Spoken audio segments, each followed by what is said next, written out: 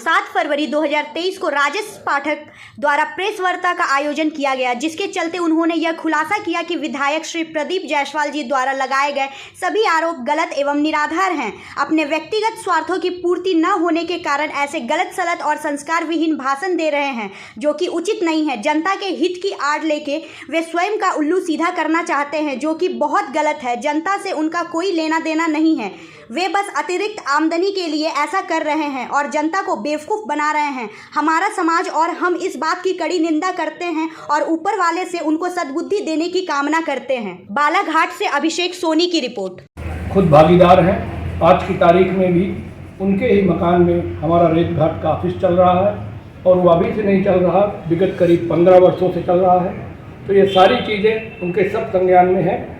वो ना कहीं जनता के हित में कोई समर्थन दिए हैं, ना कोई विधानसभा क्षेत्र के हित में समर्थन दिए हैं। उनको निहित स्वार्थ के चलते उनके स्वार्थों की पूर्ति पिछले 1 बरस से जो अतिरिक्त रूप से उनके स्वार्थ पूर्ति का एक जो 15 महीने की सरकार में उन्होंने अपना एक जरिया बनाया था, उस जरिए में रुकावट आने के कारण जो उनको शेयर में मिलता था, जो उनको जो कुछ भी मिलता था, वो सारी चीज़ें मिल रही हैं। इसके पश्चात वो अतिरिक्त आमदनी जुटाने के चक्कर में उन्होंने गलत सलत मनगढ़ंत आरोप लगाए हैं। इसमें कहीं से भी जनता का कोई हित नहीं है और जनता के हित की कोई लड़ाई उनकी नहीं है। ये काल्पनिक है। उनका व्यक्तिगत स्वार्थ और व्यक्तिगत हित के चलते व्यक्तिगत स्वार्थों की पूर्ति न होने के कारण उन्होंने इस तरह के अनर्गल भाषा का उपयोग किया और असत्य और निराधार आरोप लगाए, जो पूरी तरह मनगढ़ंत और झूठे हैं। और इसका उदाहरण मैंने कई बार दे चुका हूँ और मैंने बोला है कि उनके ज़मीर में, आत्मा में हाथ रखकर कभी भी बोले तो मैं सामना करने के लिए सबके बीच में तैयार हूँ। और सारी चीज़ें जो अभी आप सब लोगों के बीच कुछ छुपी हुई रह गई हैं, उजागर उन्होंने ही किया।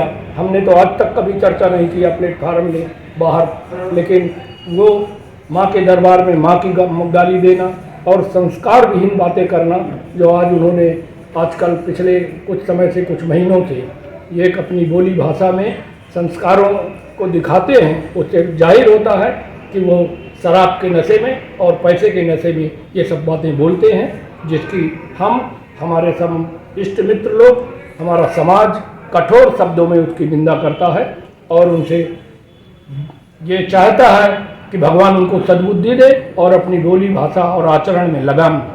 क्या लगता है आपको कि जो पूर्व मंत्री हैं प्रदीप जायसवाल जी आपके साथ साझेदारी में काम करते हैं और बोलते हैं कि हम जनता के लिए जो भी फैसले ले रहे हैं जनता के लिए ले रहे हैं? अभी लगातार वो रेत या अगर शराब के मामले को लेके वो आवाज़ उठा रहे थे, आरोप लगा रहे थे। क्या लगता है वो खुद ये काम कर रहे हैं, उसके बावजूद ये लगा रहे हैं? क्या बताया आपको कि 20-25 साल से जो आदमी इन कामों में बाकायदा संलग्न हो और पिछले साल भर से 1.5 साल से ये बातें अचानक करने लगे, अचानक शांत हो जाए, उसके पीछे के कारण आप सब लोगों को समझ में आते होंगे। उसके पीछे निहित स्वार्थ है और निहित स्वार्थ की पूर्ति न होने पर ये गलत सलत अनर्गल बातें। क्या लगता है अवैध रूप से पैसे की मांग कर रहे हैं? क्या वो आपको दवा बना रहे हैं आपके ऊपर? उसके पीछे दूसरा कोई कारण ही नहीं है, कोई दूसरा